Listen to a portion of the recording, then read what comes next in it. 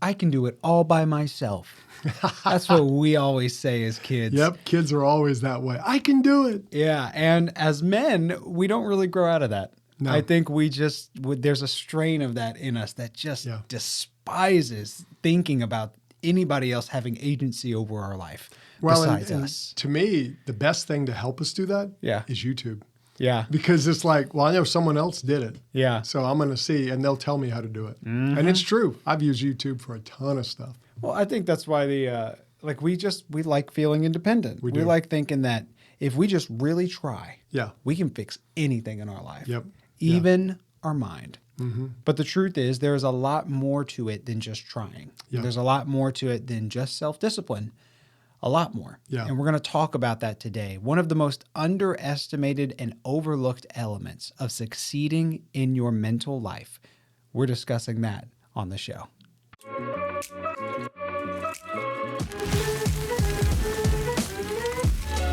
This is the Thriving Man Podcast with David and Reese Maxwell.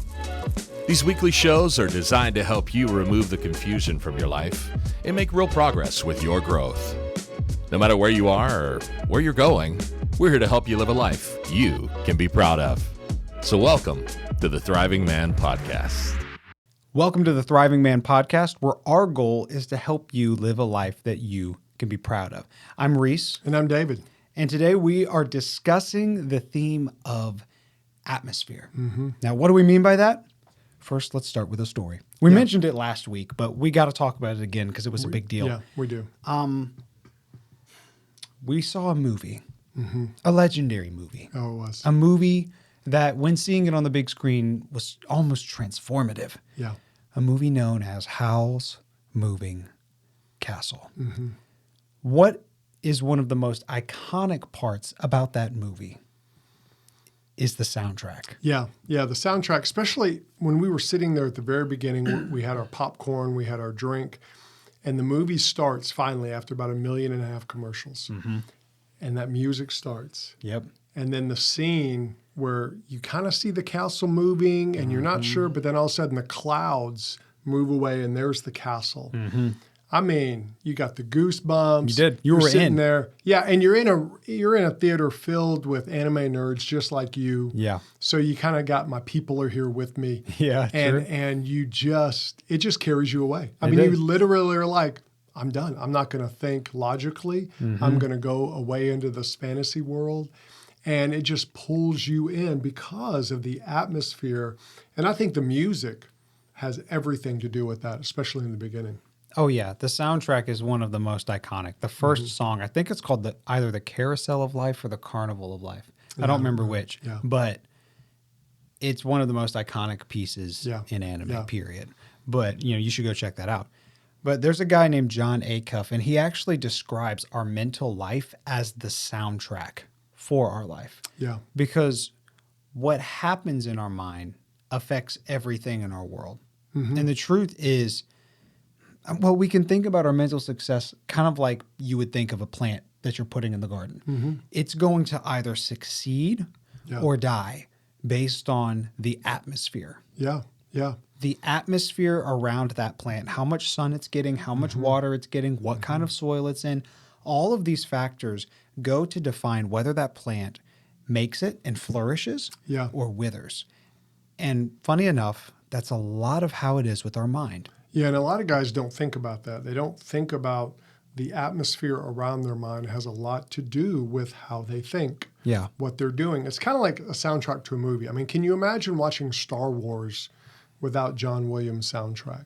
It would be just lame. Yeah. It'd feel like a documentary. Yeah, it would. I mean, you wouldn't. Most soundtracks are so integral. Like one of our favorites that we watched with your mom all the time was Pride and Prejudice, the 2005 Pride and Prejudice. The music, that music is what I think makes that movie where it's so many people's favorite. Oh, yeah. When they talk about their favorite Pride and Prejudice, you've got the TV people, the Colin Firth people, and then the 2005 people. And I think a lot of the 2005, it was a great movie, but the soundtrack is so good. It really was. I think it just carries people away. And I think we have to think about that in our life. What are you surrounding yourself with? What is your atmosphere? Not literally how much sun and water are you getting, although water is a good thing and sun is a good thing. True. But we don't think about the atmosphere and what it does to our thinking and really how we live our life. Yeah, as funny as it sounds, there are a ton of things that happen in your world outside that define what goes on inside. Yeah. What happens outside affects what goes on inside. Yeah. And so that's why we're discussing today the importance of atmosphere. We all know about self-talk. We discussed that in our course. We dive deep into that in the mental health course. I guess mental success is what we would call it. Mental success. But this is the one that we chose, the pillar we chose to discuss because it's very underestimated. Yeah. And I think everybody needs to know about it, even if they don't get into the full treatment of it. Yeah, and it's one of the easiest things you can do to improve your mental state. It's true. Is change your atmosphere. And we're going to talk some specifics that you can do, what's out there, and how it affects you. Yeah, well, let's go ahead and dive into the first one. Yeah. Content. This one's amongst the more obvious elements of atmosphere. Yeah, it is. But the content you consume, shows, movies, social media, music, you name it. Yeah. It affects you. Yeah, it does. It affects you. We talked last week a little bit about cynicism, and I actually had a story that has to do with that. I love looking at Instagram, not for social media elements, but for memes and reels, essentially TikToks. But what's funny, I was looking through memes one day, and this was probably maybe a year ago. And as I did near the end of it, I realized I was like, almost all of these funny memes have a very cynical view behind them. They're all kind of like bitter. They're all very biting. And making fun of stuff. And I realized, like, even though it's making me laugh, it's pushing a really weird worldview. And it was just a moment of realization for me that the content I was consuming had a worldview that I didn't necessarily want to have. Yeah, and if you look at like TikTok, Instagram, when you get into those reels, they have an algorithm that really sets your content based upon what you watch. So like if I watch I use TikTok, I'll watch cooking stuff. So guess what? My feed gets full of cooking stuff. Yeah. Which is fine. I'd rather that than a lot of the other stuff that's out there. So that's what I want. And we have to understand that that's what our mind does. When you're eating something, feeding on something mentally, then that's going to shift how you think, what you do. So if you're watching something or looking at something that's really cynical, you're going to find yourself getting a cynical attitude. And that's what we have to be careful of. And then sometimes we watch stuff that just kind of, it's content we don't need, which shows are notorious for putting in there. You're watching something and, we're watching the One Piece live action. Which was a surprisingly good rendition. Surprisingly good, because Netflix is not known for doing a great job. Well, any of them doing a great job with any live action. But when you're taking anime to live, it's just hard. It really is. It's difficult. And with One Piece, you're talking a show that's out there. And I thought they did a relatively good job. Yeah. But then right in the middle of that first show, it shows this guy's butt. And I'm like, that's why? Which was not one in the original anime. It's but not two, in the original. It served no purpose for the plot. No. And that's almost every, random sex scene or random nudity thing. A lot of times when they put stuff in those movies and shows, it's like serves zero purpose. Yeah. And they just want to, hey, we can do this. Okay. Yeah. I mean, it's just so odd. Yeah. But that stuff, you got to be careful because you don't want that stuff in your brain, Yeah. Well, and especially men are very visual. And a lot of times, shows will show women scantily clad and all that because it appeals to men. That's a reality.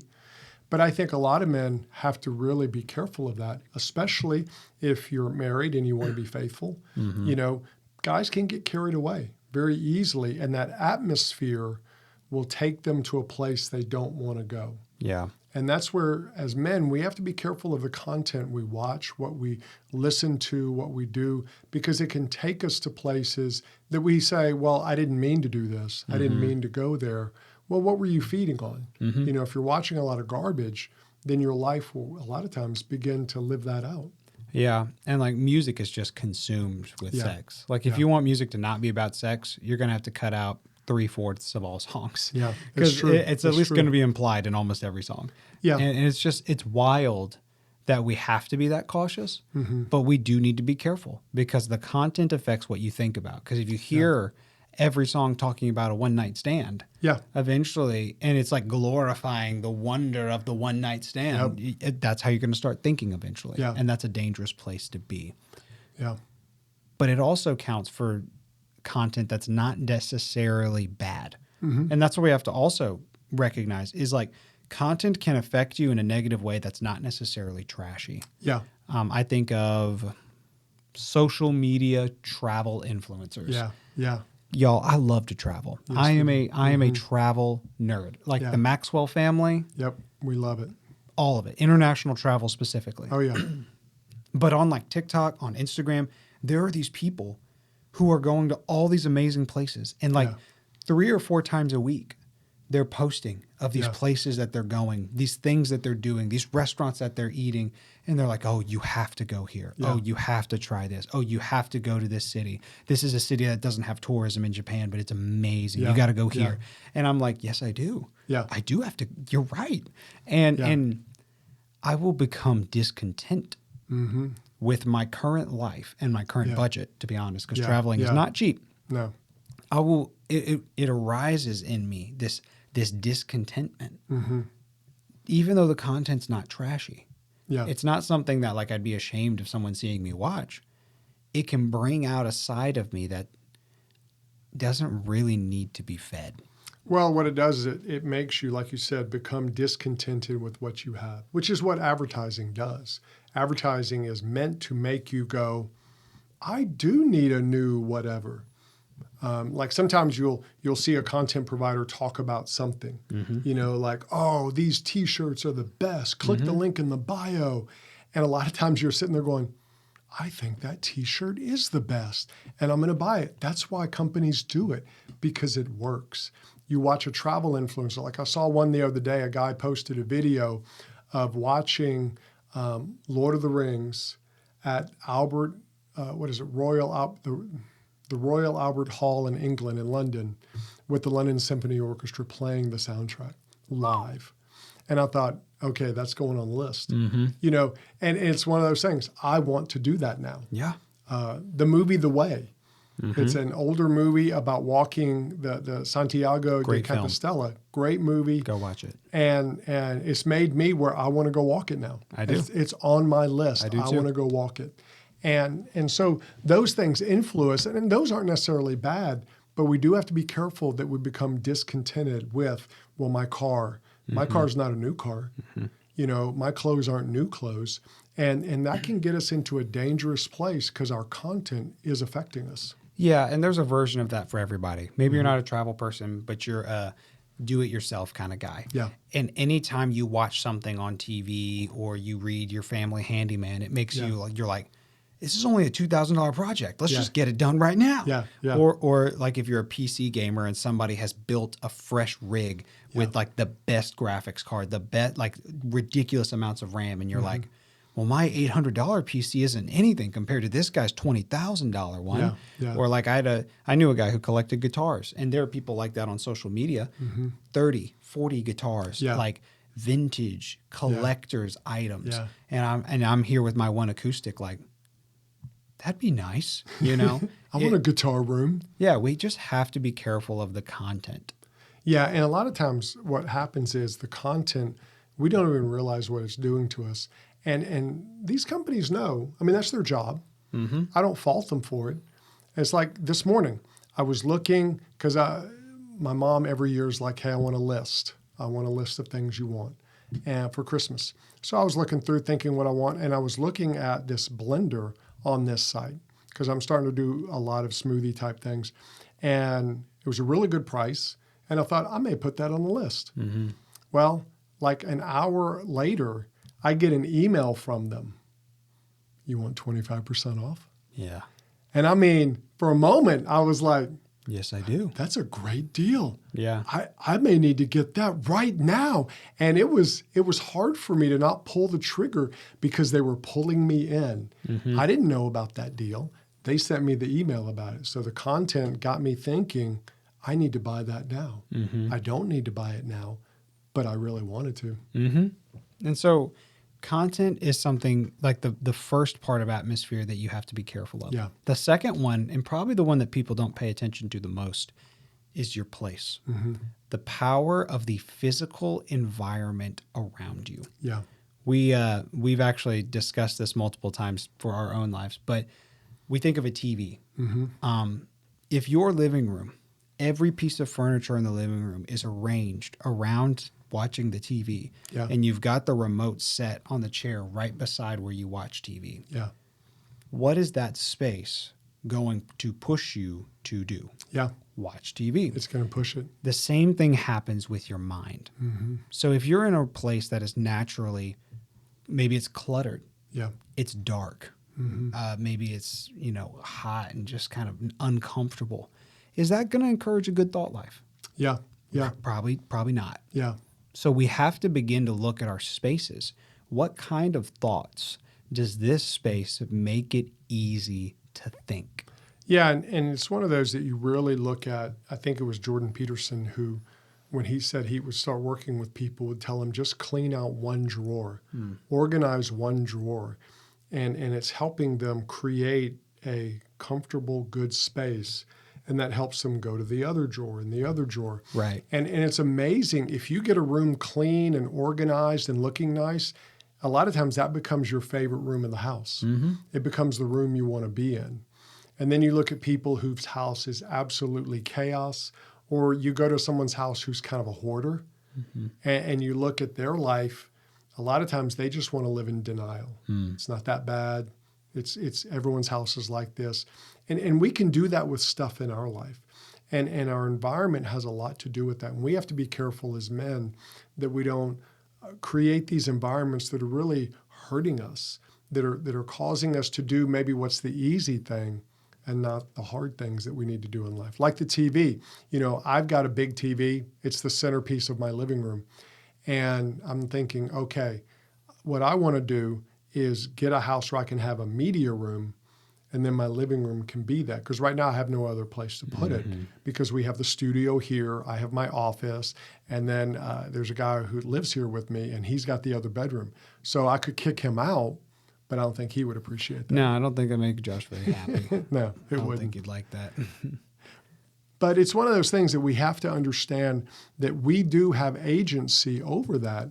And sometimes it could be something as simple as organizing a room, organizing space. Like when you organize your desk at work, a lot of times you feel more productive when you do that. Where if your desk is cluttered, you're in a room surrounded by people that's cluttered, it's hard to concentrate.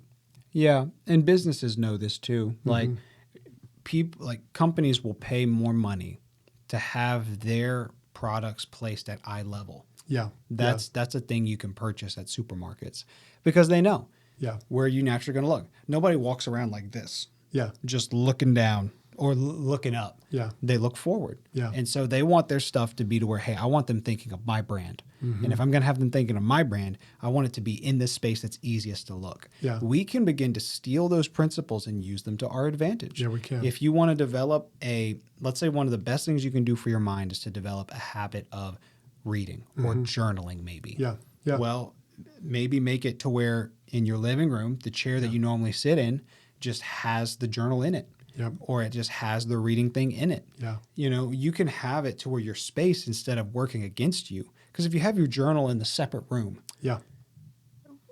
just writing a sentence is going to take you going to the other end of the house, grabbing the journal, finding a pen, going back and sitting down just to start writing. Yeah. Yeah. You're just not going to do that. No. Probably not. It's not. And like just recently I put up in my bedroom some shelves with books, and I have a chair in there and created my own little reading space. And in the morning, that's like become my favorite. I have my computer, I have books, I can get some writing done in the morning, I can see what's going on around the world, and I can do it all right there. So when I go to my office in the house, I'm going to work. Yeah. I've got the 2 different spaces. Plus, it's a lot easier to read there.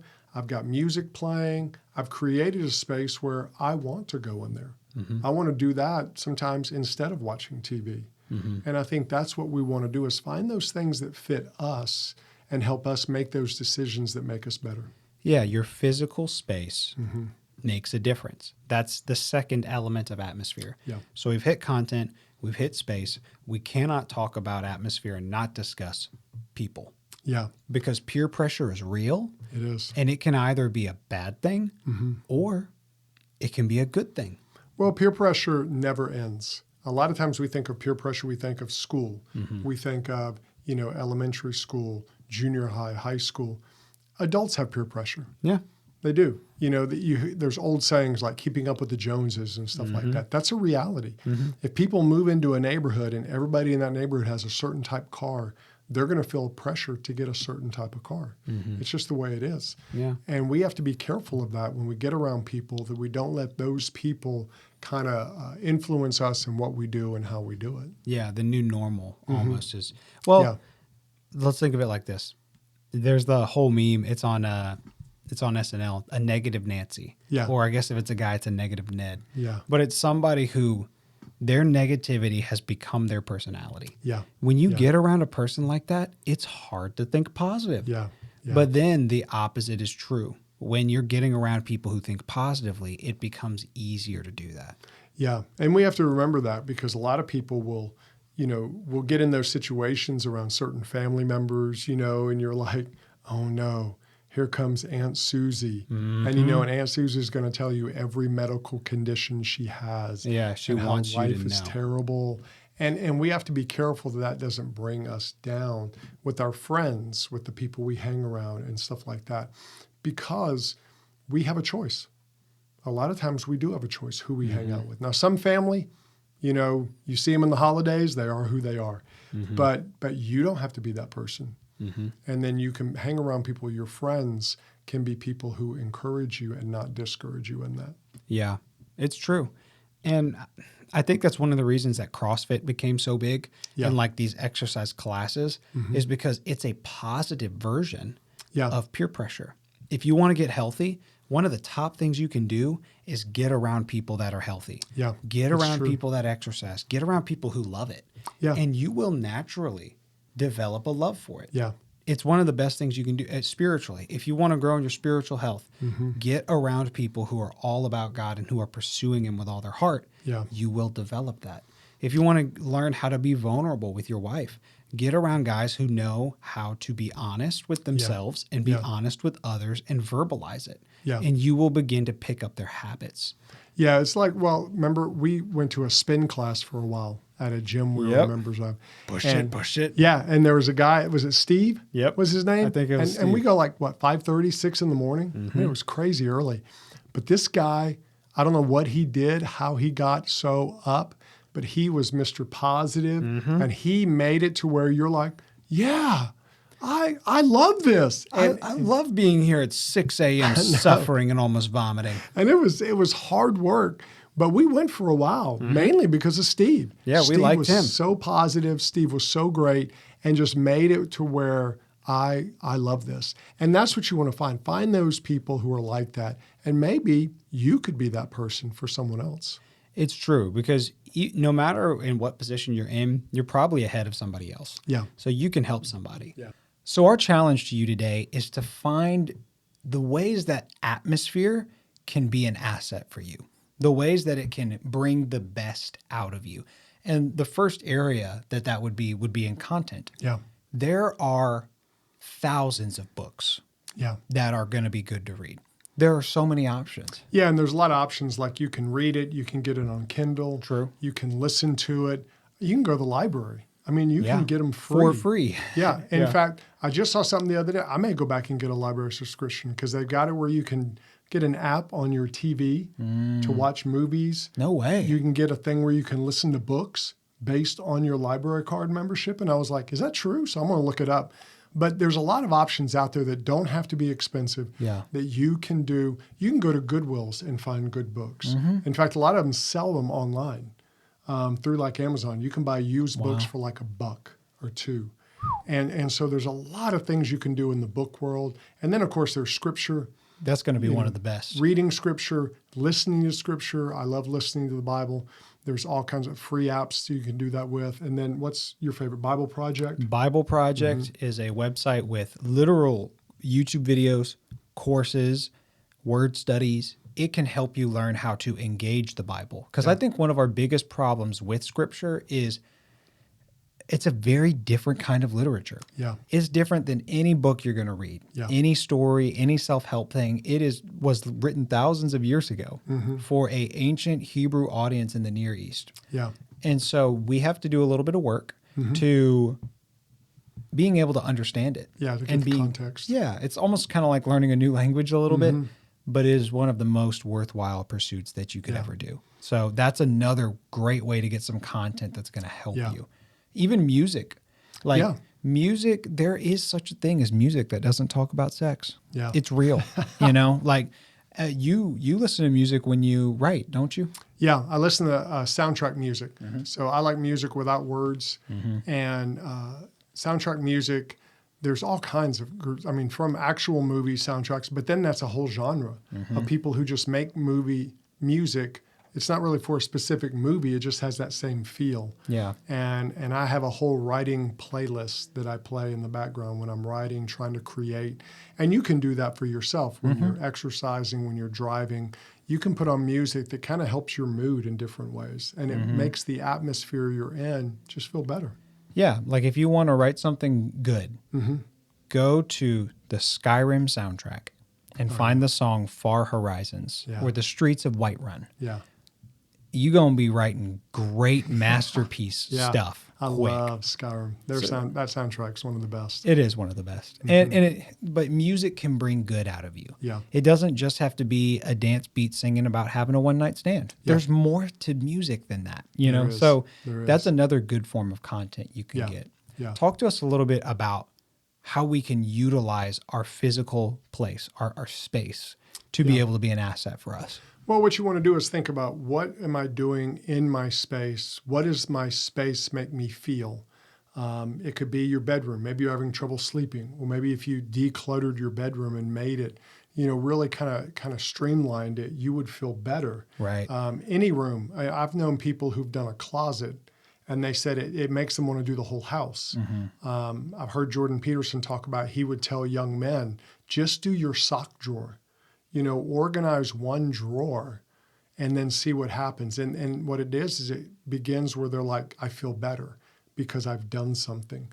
And I think for us as men, we want to look in our environment. What's our car look like? What's our house look like?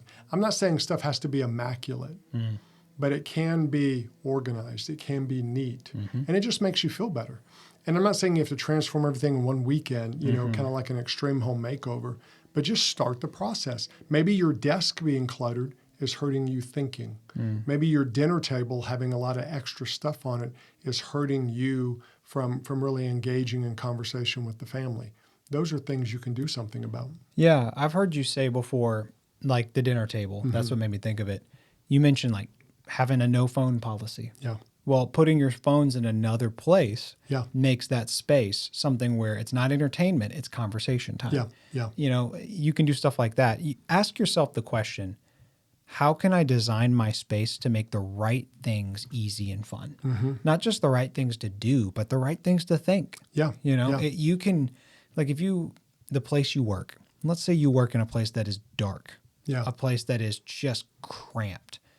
It's probably going to be hard to be creative in that space. I think that's part of the reason why people love going to coffee shops when they work. Yeah, and, because if you notice, a lot of coffee shops are designed where there's a lot of natural light, or maybe it's very cozy and it makes you feel homey. They understand the importance of designing your space. Yeah, we can use that to our advantage.